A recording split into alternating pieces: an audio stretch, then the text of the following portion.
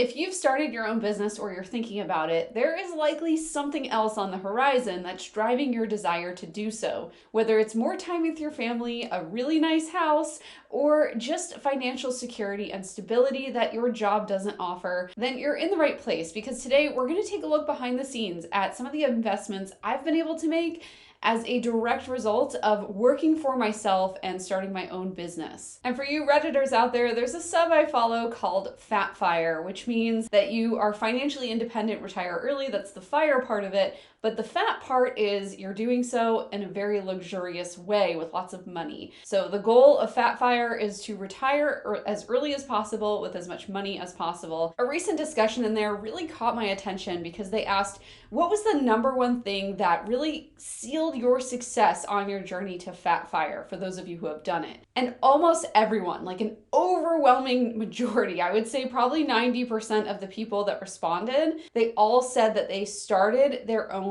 business. And most of them had also sold that business. Now, this is something that I actually have a lot of experience with. I just sold my online store last year. So whether you're ready to achieve financial independence and retiring early, FIRE, or you just want to have a little bit more stability or income coming in to start making more investments in your life because you've seen the power that investing has for other people, then this video is for you. Hey, welcome back. I'm Christina Scalera, and I'm the founder of the D-Commerce movement, which is a movement all about working when you want to, not because you have to, namely selling digital products through an online storefront. That's how I made my money and what I sold as far as my shop goes. So this is something I have a lot of experience with, and it's something that's funded my more recent investment ventures into real estate and a little bit more interesting stocks. And one of the best investments you can make right off the bat is hitting the like button and subscribing to this channel. But seriously, this actually costs a lot of money for me to produce and a lot of time. And obviously I had to put on hair and makeup. So, the least you can do is just tap that like button. It would mean so much to me, and it's such minimal effort for what I have to give for you guys. I super appreciate when you do take any kind of time to do that or leave a comment. It all means so much to me. So thank you guys so much for doing that. So it was funny because when I sold my business, I started looking at lots of different things that I could invest the money that was coming from the sale. And I was trying to figure out what to do with it. And I was looking at real estate and stocks and, obviously funding all my retirement accounts first. And when I finally took a look at everything, I realized that I hadn't also considered the number one most valuable asset that I could invest in, which was back into my business. This was such a 180 for me from where I've been before, where I was investing all of my money into my business. And you can see that in previous videos that I've done on this channel. But basically, for many years, I was spending every single penny that came in through the door of pure profit, that I didn't have to pay in taxes or I didn't have to pay out to contractors. And I was like, how can I make this dollar go further for this business? What can I invest in? Could it be a mastermind where I network with other people? Could it be a coach? Could it be another contractor? Maybe venturing into something new, a new social platform, or maybe even more of one of the social platforms we're already on. So that was where I really started my journey with my business and how it grew so quickly because I was pouring everything I had and then some. I was even taking on some credit card debt and some PayPal loans. Not something I necessarily would recommend, especially if you don't have a business that's already really revved up. But I was just throwing as much wood into the fire as I possibly could, and it paid off. This was in like 2017, 18, and I didn't know what would happen over the next few years. I just knew that I wanted to have the biggest, baddest business that I possibly could, and I'm really glad that I did that leading into, the panorama and stuff, because I was able to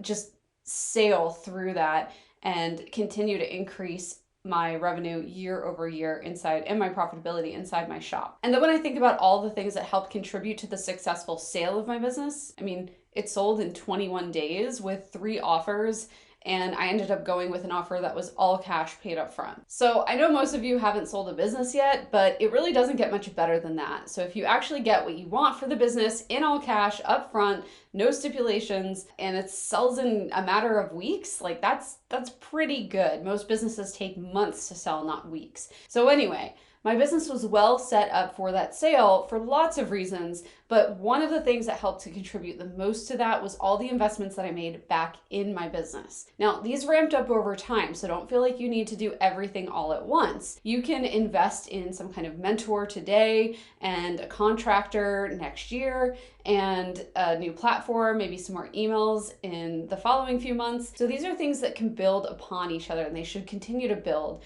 And you should grow at a rate that feels mostly comfortable, but maybe a little uncomfortable. That's the rate that you should try to grow with or for. I grew at a very unsustainable pace, so much so that I hit a little bit of burnout in 2018 and had to recover from that. It probably slowed me down overall. So just be aware that when you are investing back into your business, that one, it doesn't come without risks, but also has potentially the most rewards because it's the only investment that you have direct control over. And I know that some of you are like, oh, but I can't control who buys from me. No, but you can control how many times you put your product or your offer in front of them. So never forget that, and never forget how often you can tell people about this thanks to tools like Instagram or YouTube. You can literally get on here every single day and talk about the offers and the products that you have for sale. So please don't ever take that for granted. And if money isn't something that you have in abundance right now, don't forget time. It's your most valuable resource, even more so than money. And it's something that you can invest back into your business every single moment that you have to yourself to work on that business outside of, say, a 9-to-5 job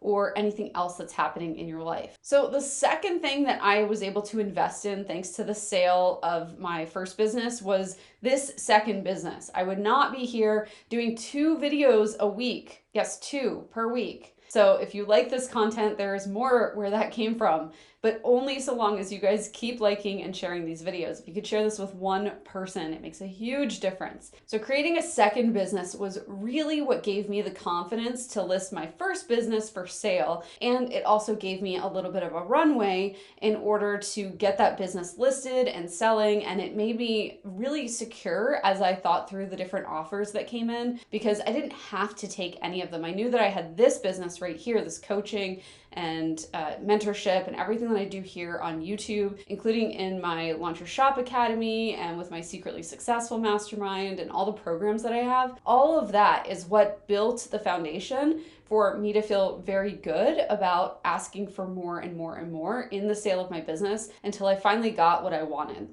So the third thing I was able to invest in that really made a huge difference in both my business and life was outsourcing. And this was something that I didn't feel I could do before I sold my business. It felt very much like a luxury and like something that just didn't feel like me. And now it still feels like a luxury, don't get me wrong, but it definitely is becoming less of a luxury and more of a need. So for example, when I sold that business, I bought a house for myself in Colorado so that we can live here where my husband is stationed, and I can also live sometimes in Colorado where I really want to be. But that house, even though it's a brand new house, it didn't have certain things in it, right? Because it's a new build. So I had to outsource certain construction projects that previously I would have probably had to DIY or try to do myself. I mean, let's put aside the fact that I wouldn't have had a second home if I hadn't sold the business, but you know what I'm saying. When we are working around here on this house, just as another example with,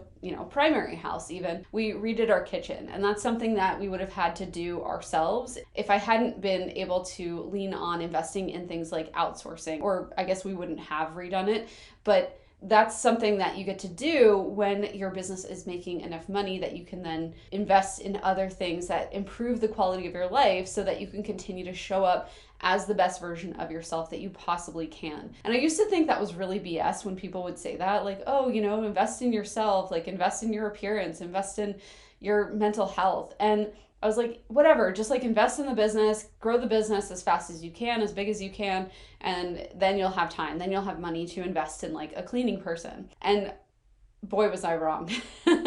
You have to carve some of those things out from the beginning. So even if you're not having a live-in house manager, if you could hire a cleaning service that comes and picks up your house even once a month, it's going to make such a difference in your attitude and just how you go about your life, because you will then become the kind of person who has a cleaning service, who enjoys a clean home. Like, you're no longer the former version of yourself. You're stepping into this new identity. Not only does outsourcing help me in, just getting the task done in a more efficient way, but it also helps me because it helps me every time I look at the work that's been done. I get to enjoy that and really step into that future, more elevated version of myself who gets to enjoy things like that. So it's kind of this self-perpetuating cycle where I get to enjoy it, so I feel better, I present better, I show up more for my audience and my followers and my clients, and then I get to make more money, which then